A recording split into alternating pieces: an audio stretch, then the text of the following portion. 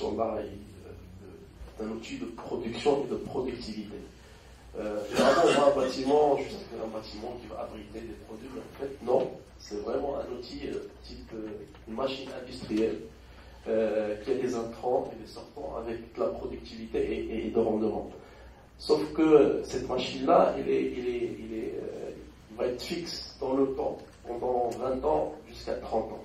Donc c'est pour cela que la prise des décisions et les études qui sont faites en amont, les différentes projections, c'est très important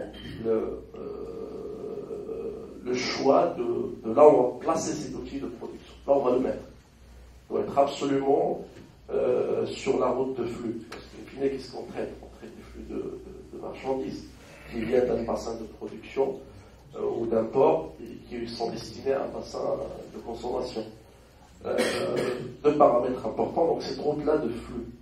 Il ne faut pas que, lorsqu'on va mettre un entrepôt quelque part, qu'il y ait des coûts logistiques liés à l'exploitation qui sont au-delà de normes. Pour ajouter 30-40 km de plus, c'est un coût de gasoil qui va être supporté par le logisticien.